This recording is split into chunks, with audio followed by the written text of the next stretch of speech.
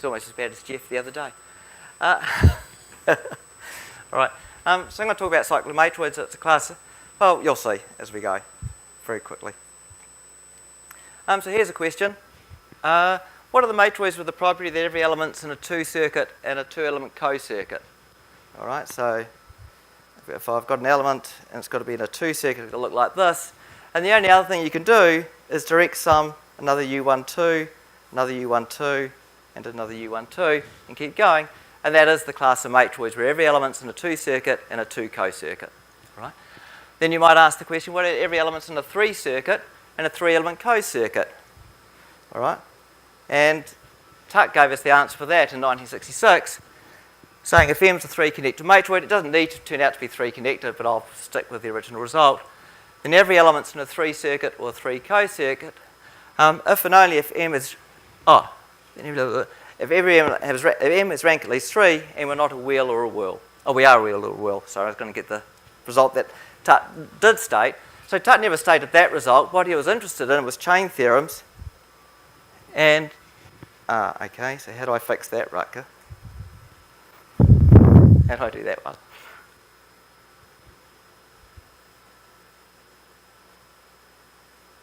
Single page? It is on single page. Share options. Web page margins. I'm not used to this. So. That's right, I had a clue. Oh, well, that'll do. Okay.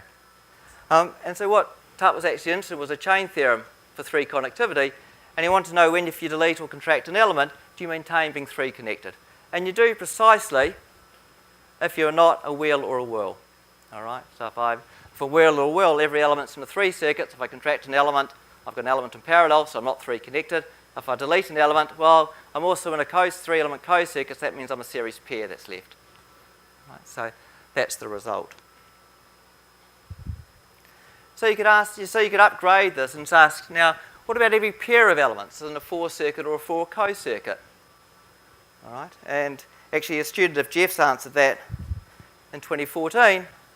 And provided you're sufficiently large, in this case at least 13 elements, then you have that property that every pair of elements is in a 4-circuit and a 4-element co-circuit, precisely if you're a spike.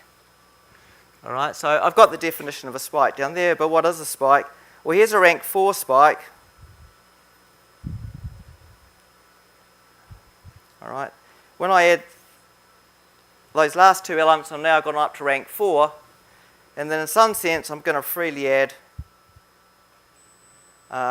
another line with 2 points in rank 4. So there's a rank 4 spike, and that's in fact an example of a free spike. There could be collinearities between, for example, this element, this one, and this one. They could be a circuit, but they don't need to be. All right. So there's a spike, and if you noticed, every element, if I take any pair of elements, all right, those 2 elements are in a 4-circuit, and that 4-circuit also happens to be a 4 co-circuit. All right, so you can do it for any pair of elements. If you go down, actually, the result's known for what happens for less than or equal to 12, and you just get some sporadic matroids that appear. All right, what if we change it? So now this time we ask the question, what about if the matroids are the property of every pair of elements in a 4-element circuit and every element in the 3 co-circuit? All right, so what could you be there? Well, one example you could be, if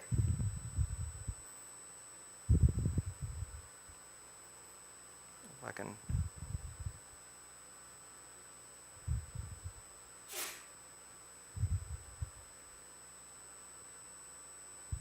okay, I could take the cycle matrix of K34, and if you check, every pair of edges, in this case in the cycle, all right, and every edge is instant with a vertex of degree 3, so every element's in a 3-element co-circuit.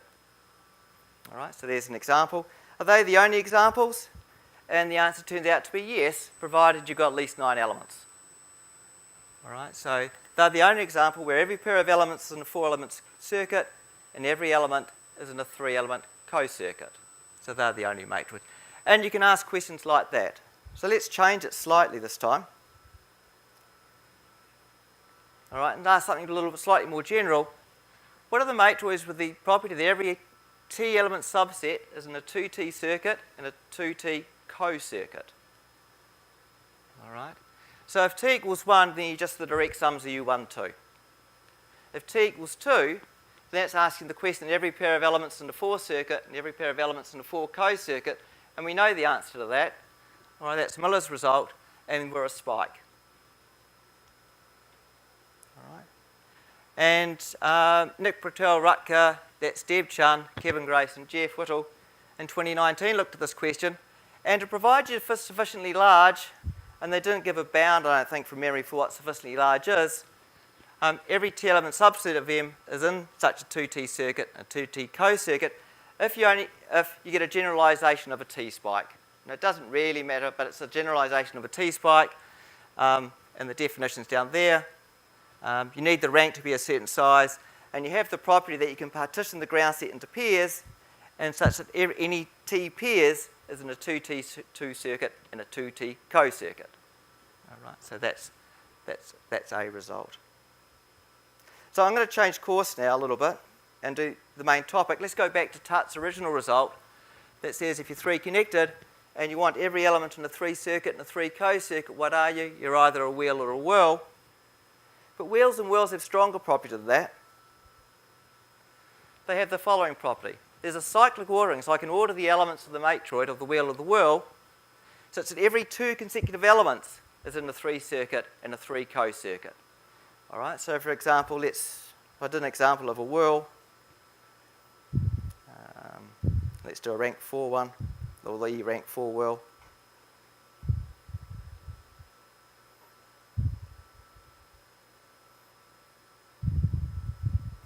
All right, and I'm going to order them pretty much, as you may guess, 2, 3, 4, 5, 6, 7, and 8.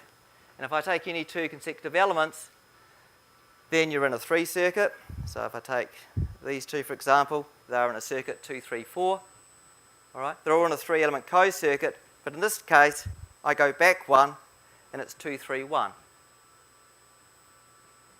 Okay, so I go back 2, 3, 1. But in fact, once you've got the ordering, it's unique which circuit there is. There's a unique 3 circuit that 2 and 3 are in, and there's a unique 3 co-circuit that 2, 3 are in. All right, so just keep that in mind. And so, what we're interested in is saying we're going to generalise this. So, take S and T to be integers of size at least 2. A matroid is nearly ST cyclic. We'll have an ST cyclic in a minute. If there's an ordering such that any S minus 1 consecutive elements are in an S element circuit, and any T minus 1 consecutive elements are in a T element co-circuit. All right. So in the previous case, S and T were both 3. All right. And we're interested in every 2 elements are in a circuit, and every 2 elements are in a co-circuit. So that's just the same definition. I've just shifted up to the next page. So again, things we've seen. If you're 2-2 cyclic, your direct sums are U1, 2. Wheels and whirls are nearly 3-3 cyclic. All right, we've just seen that. And spikes and swirls, I haven't said what a swirl is, but I also will need to know what a swirl is, a swirl. So let's do what that is. So here's a rank 4 one. So take a basis in rank 4. So the basis is my square elements.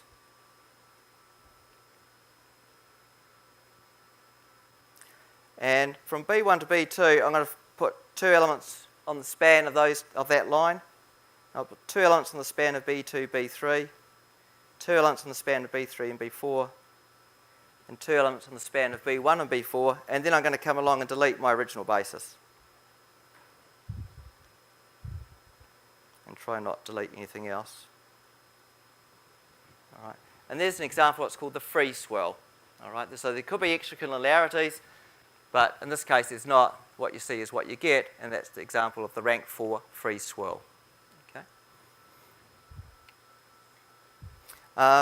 So yeah, and I suppose I should, if I order them again as before.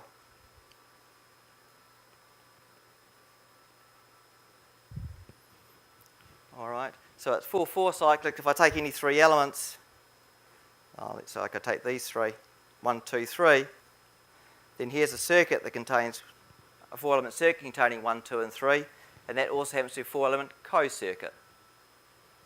Okay, you notice it's one and the same there. Okay, and I've hit the punchline early. If the parity is even, the circuit and the co-circuit happen to be the same. If the parity is odd, with like the wheel and the whirl, you have to shift, the circuit and the co-circuit aren't the same. You either shift forward one or shift back one. Okay,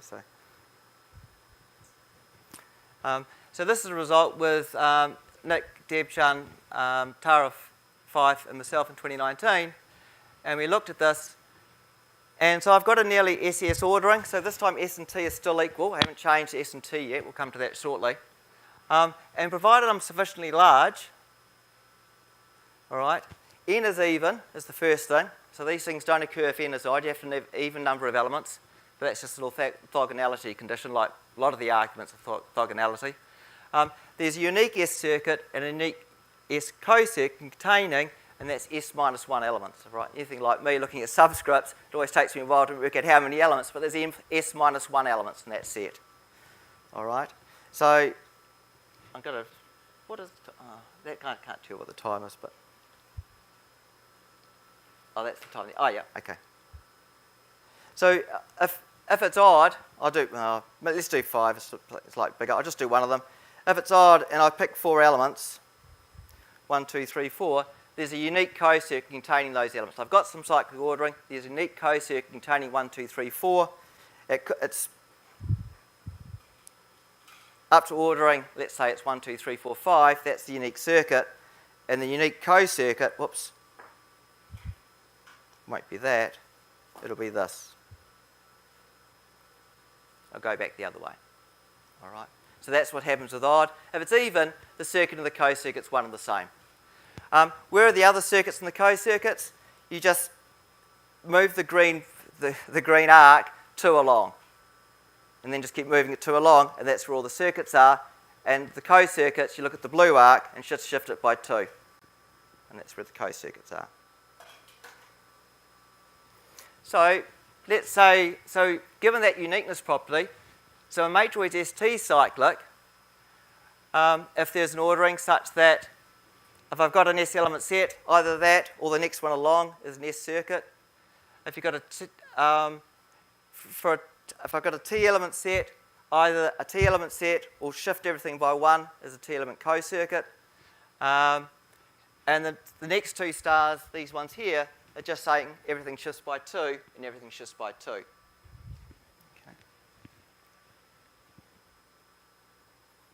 And again, we've seen wheels, and wheels have that property, spikes and swirls do. And the result with the previous result, if you're nearly cyclic and you've got a large enough number of elements, then M is SS cyclic. That ordering will be an SS cyclic ordering. Okay, so the circuits and the co-circuits appear in a very prescribed way. All right. This bound on 6S is not sharp. We got it down to 4S in the next result, but even then we don't think that's sharp either. Okay. So what if S does not equal T? Do you still get such matroids in the first place? And you do. Take a rank 4 whirl. So, whoops.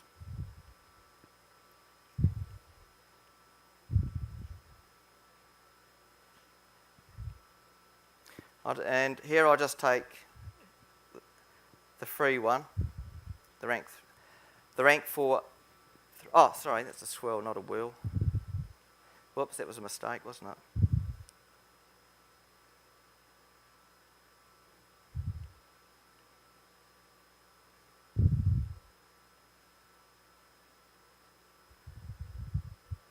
All right, there's the rank 4 whirl.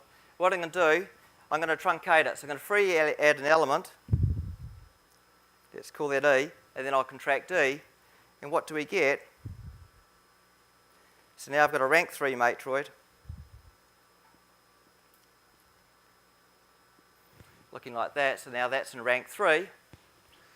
All right. And now this is 3. Now I claim this is 3-5 cyclic. All right. So if I take any 3 elements, whoops. If I take 2 elements,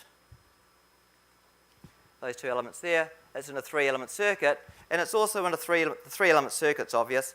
The 5-element co-circuit is a 5-element co-circuit.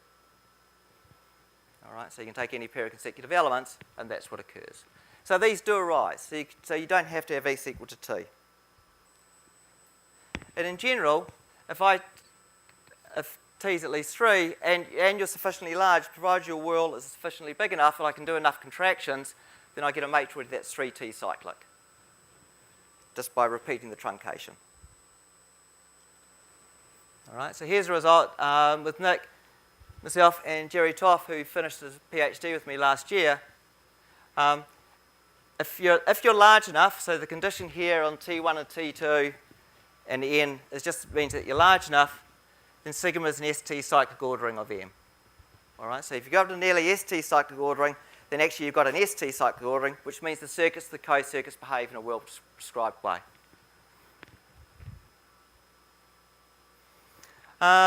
Just a couple of things. For Matroid elements is nearly ST cyclic, then you need N to be at least S plus T minus 2. That sharp, the uniform matroid that I've got up there on the whiteboard on the screen, that is nearly ST cyclic, and that has the right number of elements, so that's sharp, that lower bound. And if you're bigger than S plus T minus 2, then you're actually ST cyclic. Okay, so everything happens in the well-prescribed way. So the question is, are they wild? And this is answering Peter's question just before. He said, how wild are they? They're not that wild. And so take a bipartite graph. And so the bipartite graph is of what I've drawn here. The elements around the outside, E1 up to E12, that's the elements of the matroid. And I'm going to treat this as a transversal matroid. Probably a reason I'm in the session. So the elements around the outside are my elements of my matroid. So this is a bipartite graph. And I'm going to treat this as a transversal matroid. All right? Can anyone tell me what this matroid is? What sort of matroid it is? All right, if you look at these three elements here, E2, E3, E4 is the circuit, a 3-element circuit. All right? And E1, E2, and E3 is a co-circuit. All right? So in fact, you're a whirl, and you're a rank 6 whirl. All right? It's got 12 elements. It's just half rank. This one here is a rank 6 free swirl. Okay? That's a rank 6 free swirl. And so there's a little bit up there. Just what I've just said. That's just what I've just said. And I don't know, maybe that theorem should be further up. I wanted to put the picture in just as a reminder. So are these wild? No, they're not. All right? So if you've got an ST cyclic matroid on N elements, again, it's big enough. If T is greater than or equal to S, have your co-circuit bigger than your circuit. You've got duality here, so it doesn't matter. So let's say T is bigger than S. Then M's a weak map image of the truncation, and this phi N of S is the transversal matroid I got from G N of S. All right? So what does it mean by a weak map image? That's the little thing that's not there in the definition. So if I have two matroids M1 and M2, and then on ground state it's E1 and E2, and E1 equals E2, all right, so they have the same size, all right, and there's some bijection from M1 to M2, all right, then that's a weak map image. That bijection is a weak map image. If I was to pick, say, 4 elements in M2, and that's an independent set, and look where those elements come from, that set in M1 also has to be independent. All right, and sometimes you might say M1 is freer than M2. All right, so that's what it is. So M1 in this case is my phi N of S, and M2 is my ST cyclic matroid. So there's a weak map image from this transversal matroid to that ST cyclic matroid. And I think I better stop because I won't do the last slide. But the last slide was a bit of motivation about why you might care about these things. And the same reason for TART is because of chain theorems. So I'll leave it there. Thanks, Jeff.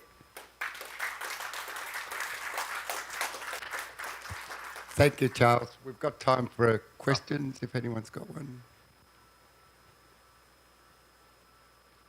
Okay, if there's no questions, then let's thank Charles again.